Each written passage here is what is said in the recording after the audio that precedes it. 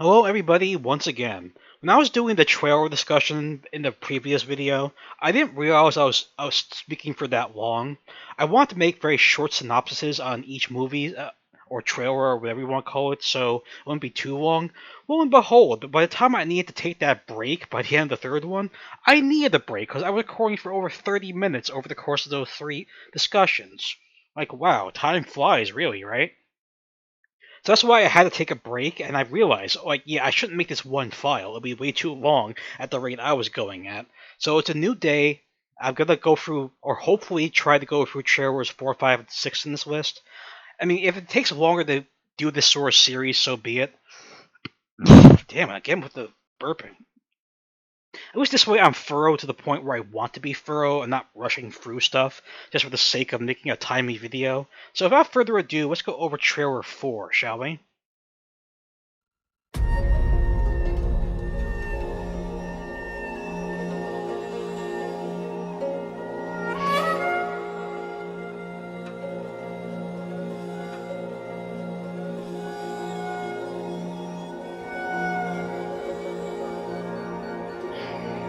Hoy por ser el día de tu santo te las cantamos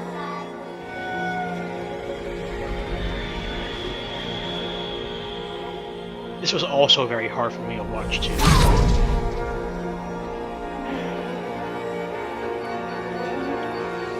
Even seeing this trailer again is reminding me of watching the movie. It's really triggering me.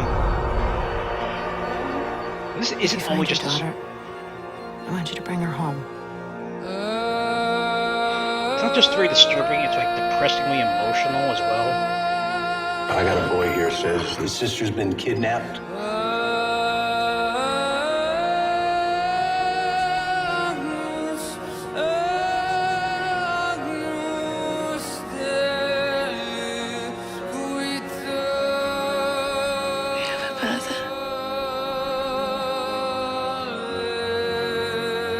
It's her. That's my sister.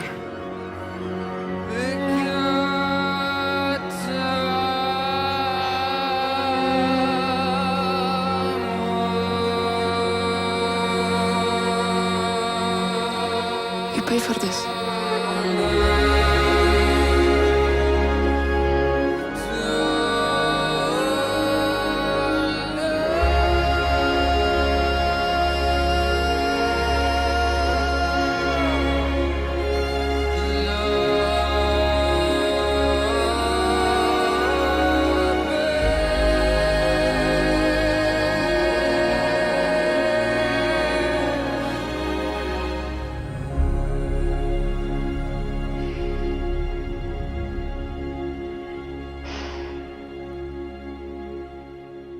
Yeah, hearing that music along with the trailer doesn't make this any easier for that matter. It really doesn't.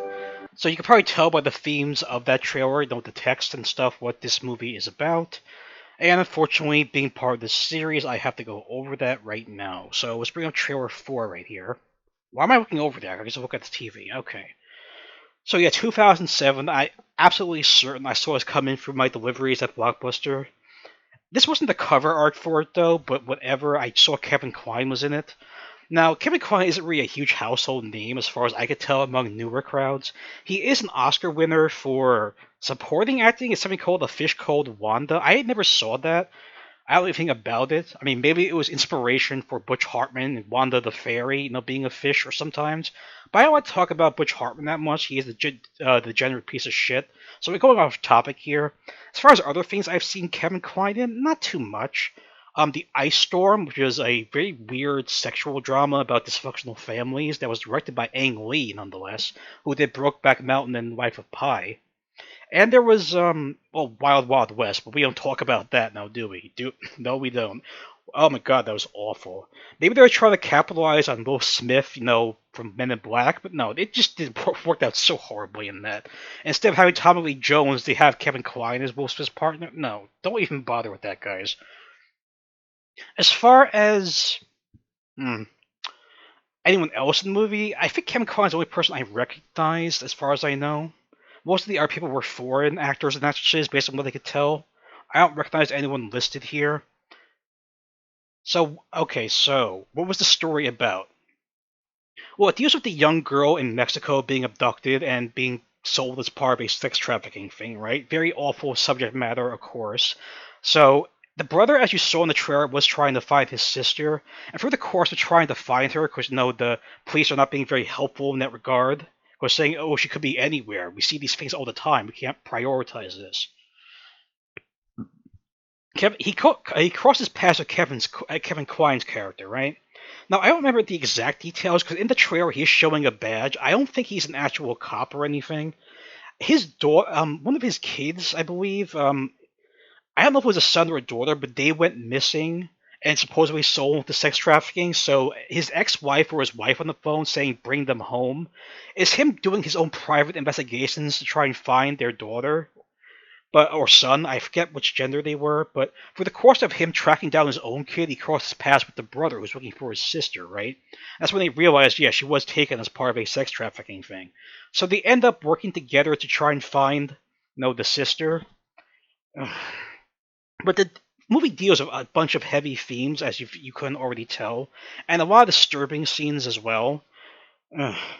When you saw that woman, the adult woman with the young girl saying like you have a brother or like what was the line you have a brother, she's also caught up in this. She's abducted, and there is a horrible scene where one of the captors like forces himself on her, which you do see in full if I remember correctly.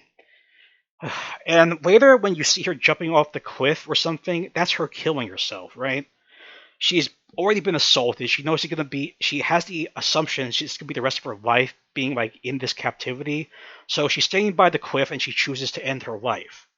Now the real sad thing is after that happens, the daughter is held at a house when she's praying in front of the bed and dressed like that. It's because she knows she's gonna be sold to a pedo, to be used as like a sex slave for like whatever period.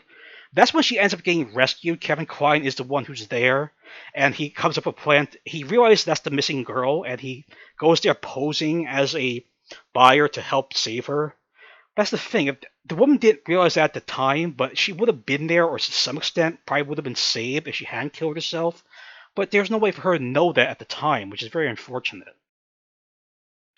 Like the whole thing is just like disturbing as hell, as it should be, right?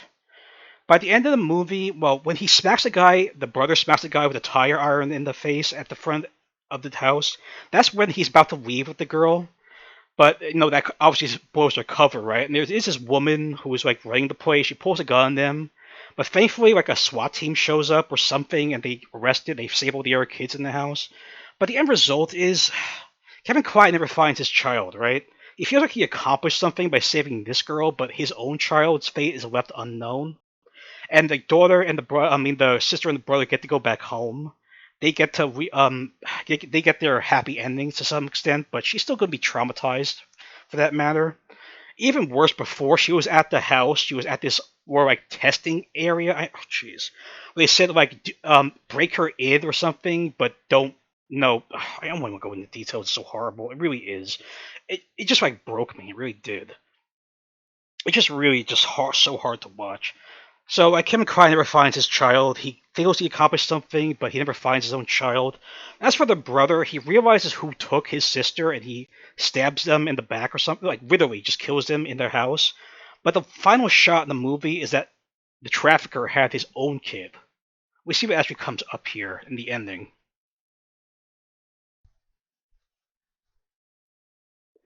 Yeah, he seeks revenge by taking out the trafficker, but then he sees that he has a son of his own. So he comes outside, sees his father, and says like "daddy" or something. The brother looks back, and that's the final shot of the movie. Yeah, very very hard movie to watch. As far as the reception goes, yeah, this was not received well from what I could tell. I don't think this is more about sending a message, as this quote says. It wasn't meant to bring attention to this sort of thing, because we know it's happening, right? It's not like we need a movie to tell us this stuff is happening all the time. Not just in Mexico, United States, but everywhere in the world, which is horrible, right? So I don't think it was like a wake-up call or anything. It's just using the story of what the stuff that happens already and turning it into a movie, right? I don't think it was really meant as a PSA or anything.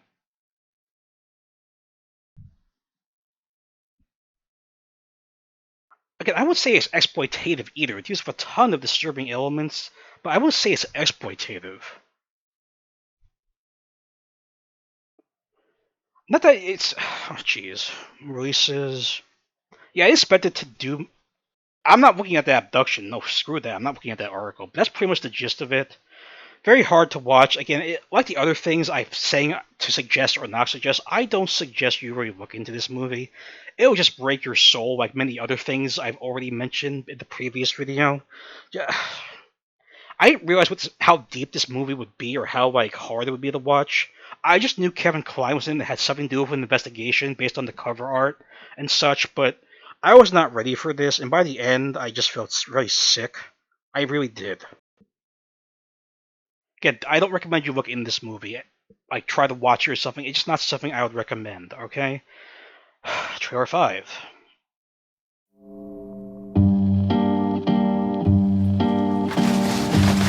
Where you gonna go? I'm gonna go home.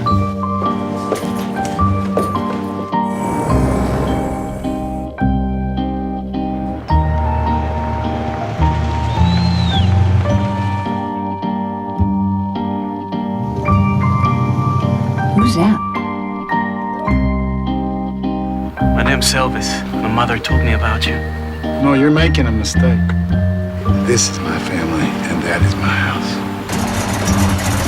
I don't want anybody here speaking to that man. My father says he's gonna call the police. You scared?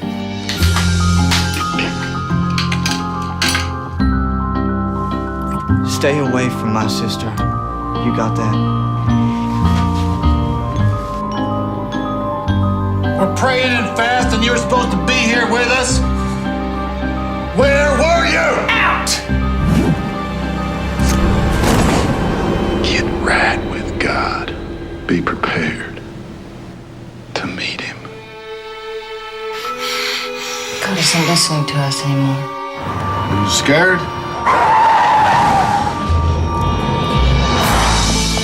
You threatened me.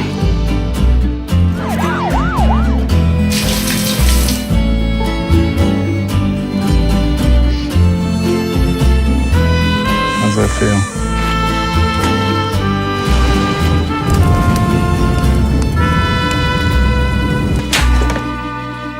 Do you love me?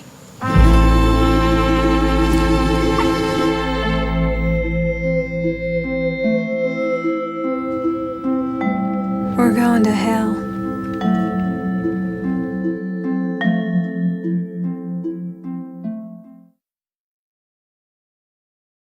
Okay, that's trailer number 5 for The King. Now, like with Trade, I am positive I saw this as part of my deliveries that came in, which is why I know about it. Because I very well imagine none of you ever even heard of this movie, like many others I've already covered on this list before this. So yeah, 2005, yeah, I was working there in 2005. I'm not sure when we got this in, but I remember seeing the cover art for it. It was not this, it was something different, but okay. So let's go over the cast real quick before I go over why this is disturbing. The cast isn't huge or anything. Gael Garcia Bernal I am familiar with already. Excuse me. He is more of a foreign actor from the things I've seen him in or know him of. Yes, Amores Perros is a foreign film. I believe it won Best Foreign Film of the Year, if memory serves. And it was also directed by Inarritu, who's known for having a very savage style. He did Birdman or The Unexpected Virtue of Ignorance, which won Best Picture, and he followed that up with The Revenant, which Leo finally won his Oscar for, so if that's anything to go by. They did mention The Motorcycle Diaries. I have not seen that. I know it's a foreign film as well. They also mentioned Bad Education. That's another foreign film, which I believe also deals with sexual abuse. I have not seen this, so I can't say how it is or not. So there he is in The King, 2005, right? Oh yeah, he also starred in Babel, which is also directed by Inarritu. It's something I do recommend people do watch. It's not, of course, yeah.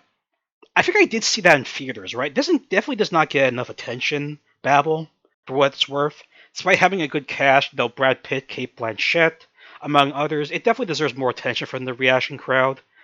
It was nominated for several Oscars. It only won one though for original score. Gustavo Santaolalla won for original score, and he had previously won in the same category the last year for Brokeback Mountain. Now, if you also played The Last of Us or The Last of Us Part 2, he also did the score for that as well, in case his name sounds a little familiar if you saw it during the opening credits. Anything else he's been in? Nothing I'm aware of. None of these other things really um, sound familiar, but that's what Bernal is known for, right? As far as William Hurt goes, he did unfortunately die. Yeah, he died March 13th, 2022. I was a fan of his work. He's been a very active actor for many years, and as the trailer did show, he did win an Oscar for this movie, Kiss of the Spider Woman. I've always been meaning to see this. I just never did. I think he plays a guy in prison or something. I don't know what it's about. Yeah, and also know a co-star's Raul Julia, Gomez from the Adams Family Values, you know. As far as other things he's been in, yeah, he's been in a fair amount of big hits back in the day. I know Children of the Lesser Gods is also a big thing. I never saw that. I know like the woman in it, whatever her name was, Mari Matlin or something. She was the first woman deaf person to win an Oscar for acting. I like that. He was also in Network, right? Whatever Network was, I think. I don't know. Maybe I'm confusing him with someone else. I know most of the things he was known for are very old, as you could see here by the dates and stuff. Modern wise, let me see. I don't remember him being in AI. That was such a weird movie, by the way. Like, weird in the weird way, to put very lightly. Oh yeah, he was in The Village. It was an M. Night Shyamalan movie, but unlike other things like The Sixth Sense, which did well, this was more or less the start of his downfall, as far as I could tell. Not just The Village, but I saw Lady in the Water, that was horrible. The Happening was fuck awful. And then there was The Last Airbender, which I spared myself from seeing, but I heard the worst things about that, am I right? Oh yeah, he was in Mr. Brooks, I remember that too, where Kevin Costner plays like a serial murderer. Worth mentioning, also worth attention from the reaction crowd. Oh yeah, he was the father Into the Wild, the true story about Christopher McCandless. Yeah, that's also worth seeing. Yeah, he was the president in Vantage Point. Sort of like a mediocre sort of action thing. I wouldn't truly recommend it. I don't remember him being in Robin Hood. The Russell Crowe Robin Hood. I don't remember him being in that. It's kind of weird. Anything else? Oh yeah, History of Violence. It came out in 2005. How'd they miss that? He was in this as well. He did get another Oscar nomination for this. I don't think it was entirely deserved. He's only in the movie for like 5 minutes at the end, and that being said, what he contributes in those 5 minutes, there's nothing really special in my opinion. I mean, don't get me wrong, this is a fabulous movie by David Cronenberg, who's also known to have a very savage style with his directing, but as far as Hurt getting a recognition for that, I just didn't really think it was deserved. Not that his acting was bad or anything, it was just nothing special in my opinion. So, okay. The other thing I want to bring up is Paul Dano. Now, if you recognize his face, there's a very good reason for that. He's an up-and-coming actor. I've seen him in a number of things, by the way, and most people probably wouldn't even know. So yeah, this was the first thing I saw him in, LIE. Independent movie. And the reason I know about this because I live on Long Island. LIE is an acronym for Long Island Expressway. Independent movie that I believe was shot on location here. He was the main character when he was still a child star. Also, so I want to bring that up.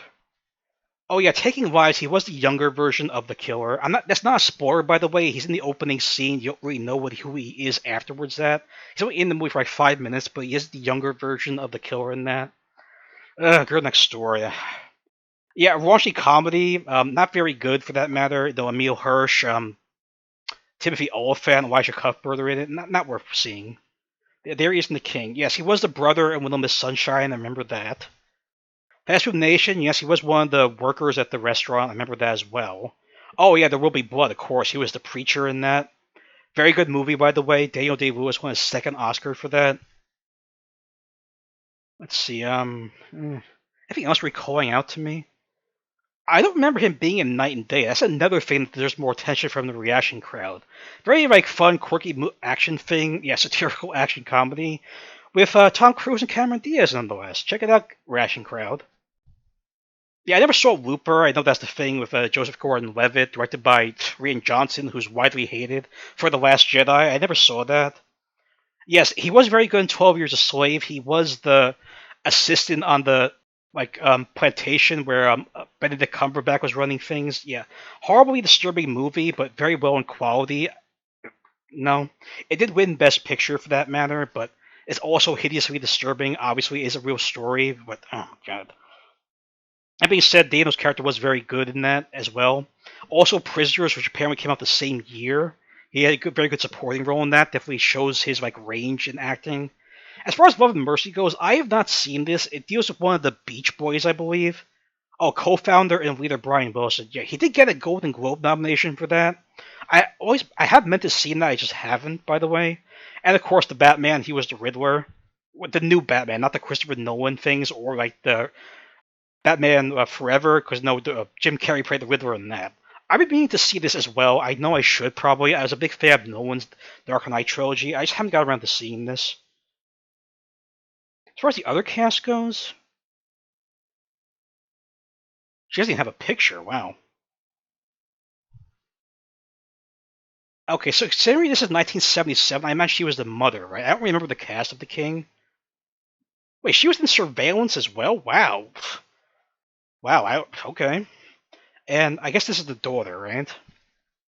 I no, sorry, I can't tell who was who. I don't remember the names of the characters in this. Yeah, I'm not familiar with her either. None of these things are really calling out to me so much. Okay, so anyway, okay, let's get to the main gritty. Why is the King disturbing?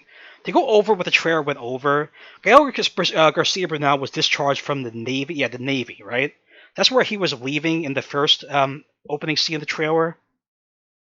Now, his biological father is William Hurt's character, right? But the thing is, as you could see from their interaction when the cars were parked, excuse me, I'm sorry, guys.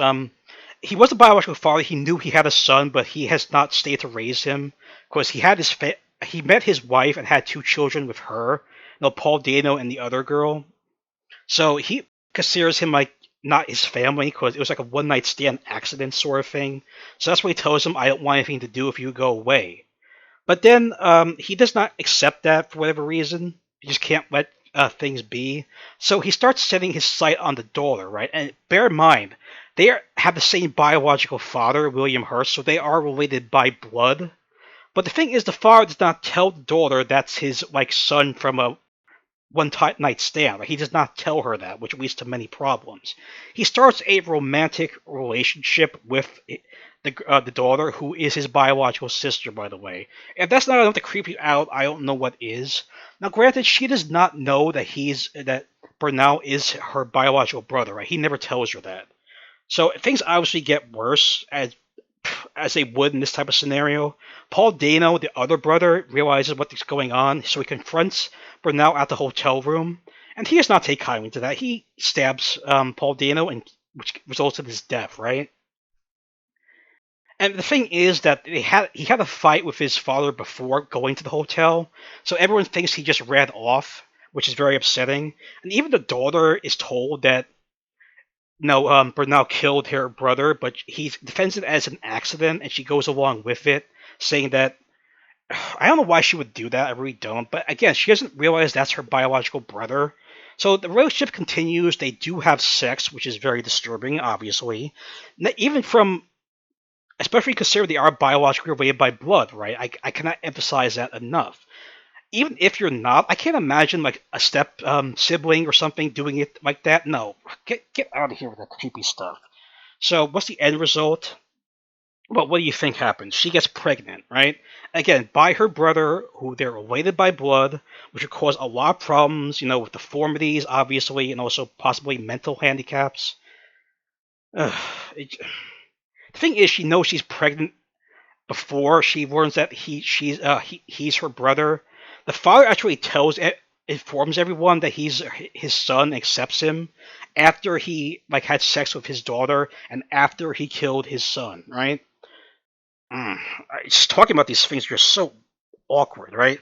And the whole time Bernal is just actual sociopath about this whole thing. He's completely unapologetic and shows no remorse whatsoever. So what's the end result? Well, knowing she's going to have a baby with her biological brother, she eventually tells the mother, and the brother, no, Bernal oversees this, so he then kills his sister and his stepmother, technically, he shoots them with the gun he was using. And again, bear in mind, this is his biological sister who is impregnated with his child, right? You don't see the murders happen, thankfully, but you see them after they're shot, they're put on a bed. Then he sets the house on fire. The last thing you see in the movie is him driving to his William Hurt's at his church after all this happened. His whole family's been murdered by him, but he doesn't know that at the moment. And the film ends with him saying, like, "I'm ready to atone" or something. The pastor, when the shirt walks, the pastor says, "I need to get right with God." That's where the film ends, right?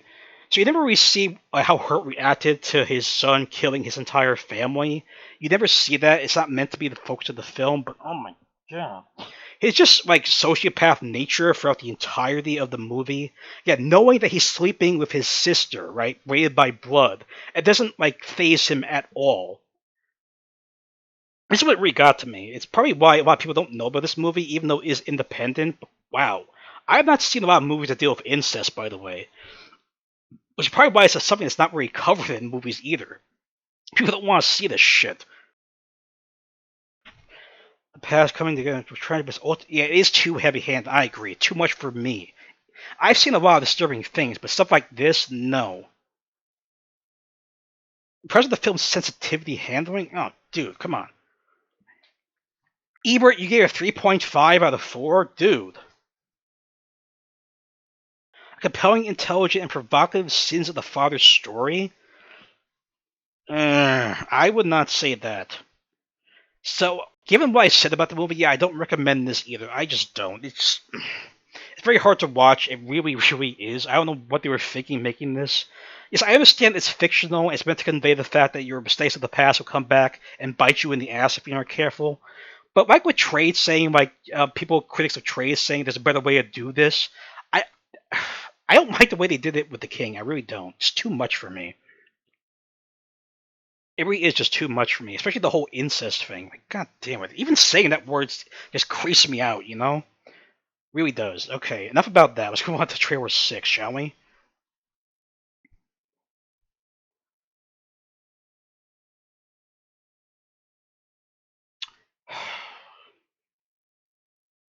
This trailer's gonna be very short and very obscure, but just watch it.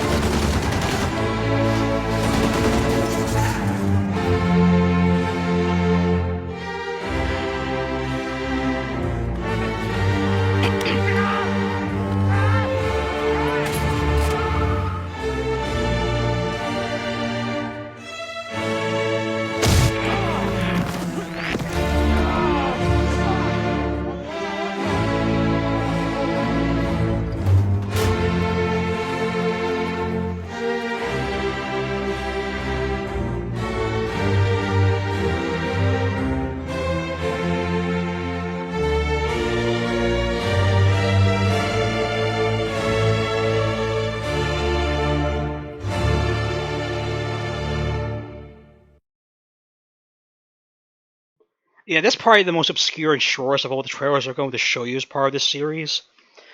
Now, you probably don't get any indication on what this movie is about based on whatever amount of time that was. It was probably like under a minute.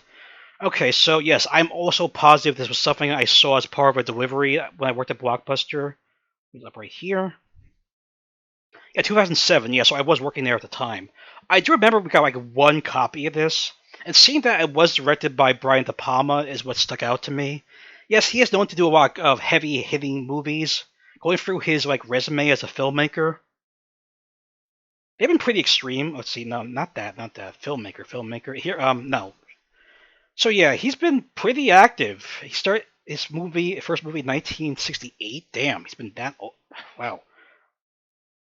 He hasn't been that active recently. According to this, his last movie was something called Domino, which I'm assuming is not the Keira Knightley Domino Harvey movie. No, this is something different apparently. But yeah, these are everything he's done over the years as a director. You can see by the yes over there. So with regards to Casualties of War, yes, I have seen that. They came out in the 80s, right? Yes, came out in 1989.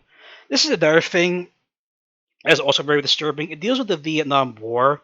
As you can see, Sean Penn, very good actor as well. is in this with Michael J. Fox. Yes, Marty McFly from Back to the Future trilogy. This is a very serious and disturbing movie regarding Vietnam. I don't believe it's based off. I hope it's not based off a true story. Okay, never mind. It's based off the incidents of the 1966 incident on Hill 19. Oh, gee, oh god, I really wish I did not know that. So yeah, this deals with a very horrible subject as well, rape during a war. It's just very hard for me to even say that. It really is. Now, regarding Redacted, I had to be crystal clear in this regard. It does deal with the U.S. occupation of Iraq post 9/11. Now, this can be very much well considered a political issue, but in regards to me ever discussing American politics on the channel, either part of like a discussion series or anything else, I want to be abundantly clear. I am not going to express my personal opinions on those things. I'm not using this as a platform, YouTube, to make these sort of statements. So if I do discuss something political, it will be on the facts only in a neutral manner, right? I don't want to discuss my personal opinions on these things because American politics are so divisive right now. So it doesn't matter which side I support; people are just going to be upset at me anyway. And I'm not here to ignite controversy or discussions about that. So anything I do bring up that's political, like the occupation of Iraq, is going to be discussing the facts only, right? Not my personal opinions on like what the president or the parties or anything, because it's just inappropriate for me to do that.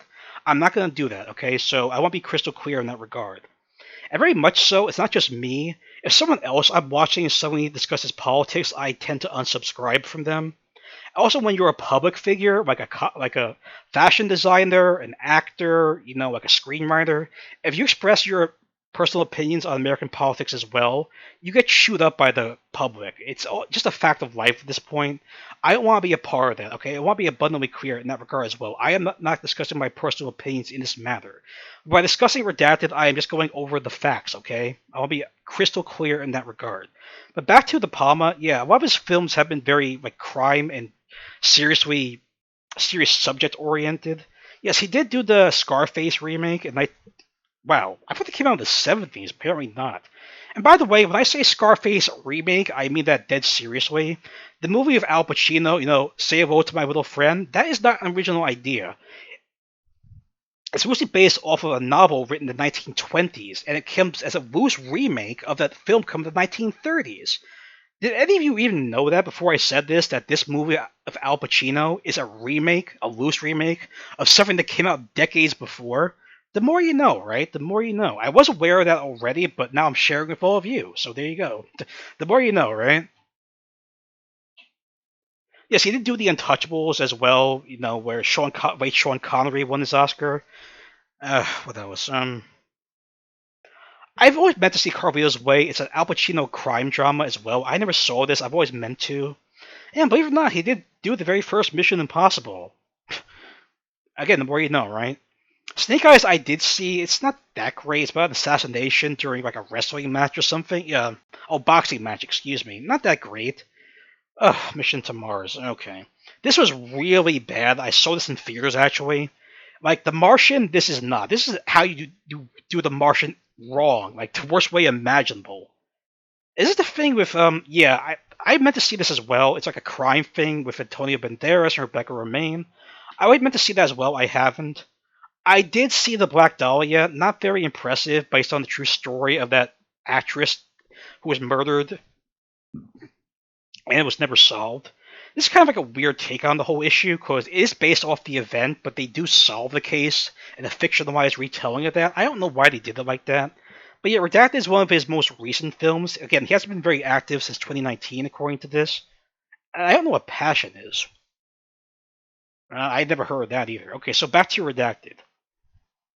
No one is famous as far as the movie goes. Yeah, I think these are all just amateurs as far as I could tell. So, okay, what makes Redacted disturbing? Okay, well, like Casualties of War, it does deal with sexual assault, very unfortunately. Again, I hate bringing that up. I always hate bringing that topic up. Even worse, regarding Redacted, this is based off a real-life event as well that also happened in Iraq. Yeah, not expressing my personal opinions. Again, I want to be clear on that. Yeah, so as you can see here, this is based off a real-life thing that happened. I, again, it's really triggering me to know this really did happen back then. So, the subject of the movie is based off that. It's shot sort of like a documentary style thing where this is a soldier serving there, filming himself, and it does document the fact when one of his superiors is blown up by an IED, which you saw in the trailer.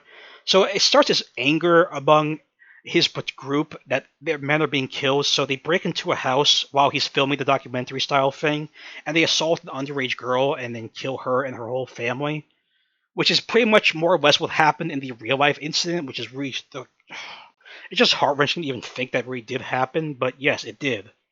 So the subject of the movie, like he was not part of this assault, by the way. He sees it happening and then runs out and is horrified by it.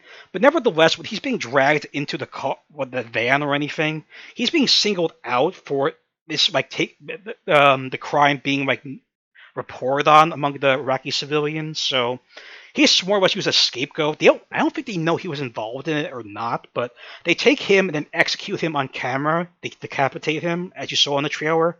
Again, not just like a quick, clean guillotine cut. They just like saw his throat all the way to the back and cut off his head as a means of like, yeah, you should not be here. This is why we're going to kill you. So knowing this is based off a true thing is what really just grinds me. It really does. And worse off, at the end of the movie, it ends with a montage of I mean, I am not kidding. Real snuff imagery of murdered people in Iraq. I I can't be able to tell you how I felt during that. Knowing that these are real people, like the movie itself, what you're seeing in the movie is with actors and not real. But the final shots of actual murdered people, their bodies just being piled up everywhere, that just really just got to me. It like just really shook me because I was not expecting that to be in the movie. And for what the director said, yes, those are actual murdered people. Like, not like a bunch of dummies or cadavers or something. Real life people that were photographed and they put in the movie. Mm. Here's wondering where the title comes from. Redacted is sort of like a term you see on a document. Like a confidential document with the black bars over them, which means like, yeah, this section is redacted. Which more or less applies to the themes of the movie, because, like, obviously you wouldn't want something like this coming out, but of course it was exposed, by the way. I'm not going to go into the real life story. I mean, the article is right here if you really want to look at it, which I don't recommend you do, by the way. I did know this was based off of a real movie. I mean, a real incident. I was aware of that as I started getting learning about the movie. But yeah, it just really just set me off. Once again, not making political statements. I think anyone, regardless of their political affiliation, can realize, yeah, this is fucking awful to rape an underage girl, then kill her and her whole family. I think any sane person can agree with that statement, right? As far as the reviews go, I remember this being very mixed. Obviously, on the cover, I remember a lot of people praising it. It's like, yeah, this is something that needs to be told. I don't agree with that. So yeah, Perry Gary Thompson called it a repulsive movie. Okay, let's see.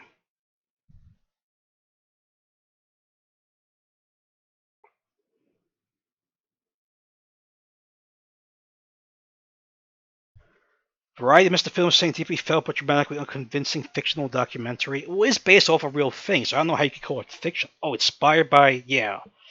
Ugh. I don't think it's meant to say anything new about the situation so much. Has anyone actually praised it? Okay, so apparently Kyle Smith gave it 3 out of 4. Anti-war propaganda, yeah, don't agree with it. Again, Roger Ebert, what the hell, man? You gave it another 3.5 out of 4. The film is shocking, saddening, and frustrating. Yes, it is. Okay, well, John Pilger filmed this admirable. Yeah, 45%, that seems about right. The French film, best film of that year, jeez.